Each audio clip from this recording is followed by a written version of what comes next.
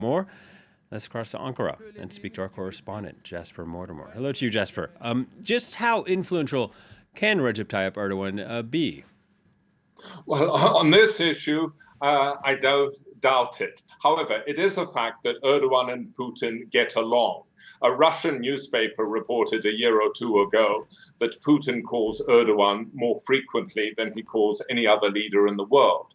But their friendship, as it were, doesn't stop them from taking opposite sides in conflicts. Putin and Erdogan support the opposite sides in the Syrian and in the Libyan conflict, for instance. In today's call, as you said, Erdogan urged Putin to sign an armistice immediately. And I think Erdogan timed the call ahead of tomorrow's expected meeting between Ukrainian and Russian negotiators. And he also urged Putin to open humanitarian corridors. And no doubt he referred to the fact that there has been shelling of the corridor outside of Mariupol yesterday. How much will this affect Putin? I don't know. Turkey is not neutral in this conflict, that is for sure. It has condemned Russia's invasion of Ukraine.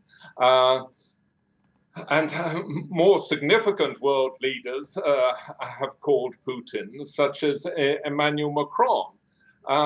But at the end of the day, the more Putin receives calls from international leaders whom he regards as his friends, the more he will realize that he has isolated on this issue. Yeah, and Jasper, I mean, you were alluding to it a little bit, but tell us why this is such a tricky, delicate balancing act for Turkey. Well, Turkey is definitely in the camp that supports Ukraine. It has called Russia's invasion illegal, a violation of international law, and unacceptable. It is also selling military drones to Ukraine. It has closed the Bosphorus and Dardanelles Straits to warships, which it's entitled to do so under the Montreux Convention. And that affects Russian warships much more than it affects Ukrainian. In addition, it is allowing Ukrainians to demonstrate outside the Russian embassy and the Russian consulate in Istanbul whenever they like. And there have been demonstrations by Turks. There was a large demonstration by Turkish trade unionists and professional associations calling for peace now, no war in Istanbul on Friday. But on the other side, Turkey is also trying not to antagonize Russia.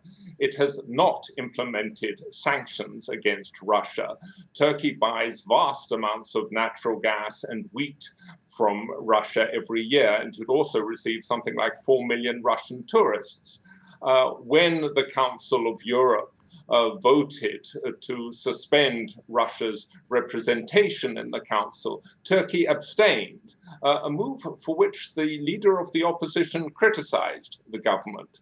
And I think today's call shows that Erdogan is still reaching out to Putin, saying, look, although I oppose you on what you're doing in Ukraine, I want us still to be friends, okay? All right. Thank you very much, Jasper. Jasper Mortimer reporting.